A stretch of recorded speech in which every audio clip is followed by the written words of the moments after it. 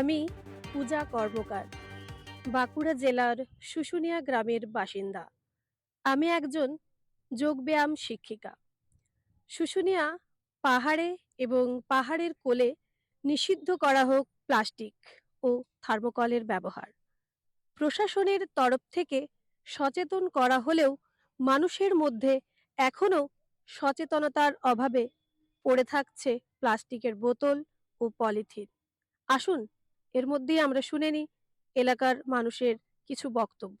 বিগত 2017 থেকে আমরা কন্টিনিউয়াস বেশি ক্লিন করে আসি উপর থেকে নিচ পর্যন্ত।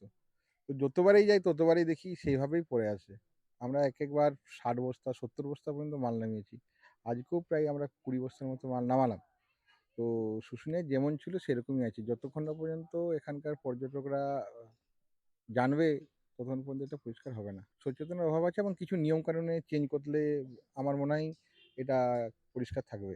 দেখলাম যে এই তো দেখতে পাচ্ছেন তো, আশেপাশে পড়ে আছে। উপরে উঠেছিলাম, আমরা পাহাড়ের উপরে অব্দি গেছিলাম। তো সেখানেও দেখলাম যে ডাস্টবিন রাখা আছে, তা সত্ত্বেও মানুষ ফেলছে বা সাইডে ফেলেছে। এটা প্রশাসনকে যেরকম দায়িত্ব আছে, কিন্তু আমাদের পাবলিকেরও তো দায়িত্ব আছে সেই ঠিক ঠিক জায়গাতে ফেলা।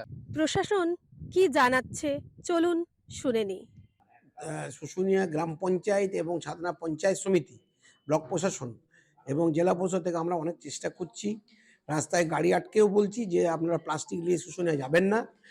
কিন্তু আপনি তো সবই বুঝছেন, এখনকার ছেলেপেলে দেখে সবসময় তো আমরা বসে থাকতে পারছি না। যখনই আমাদের একটু চোখের আড়াল হচ্ছে তখনই প্লাস্টিক নিয়ে ওরা ঢুকছে। এবং ছাতনা অ্যাডমিনিস্ট্রেশন পুলিশ স্টেশন থেকে আমরা এবারে খুব জোর করে আমরা যাতে আমরা এবারে ফাইন করতে পারি তার ব্যবস্থা করছি। শুশুনিয়া থেকে ক্যামেরায় স্বরূপ গাঙ্গুলির সাথে আমি পূজা কর্মকার, রিপোর্টার দিদি, কলকাতা টিভি।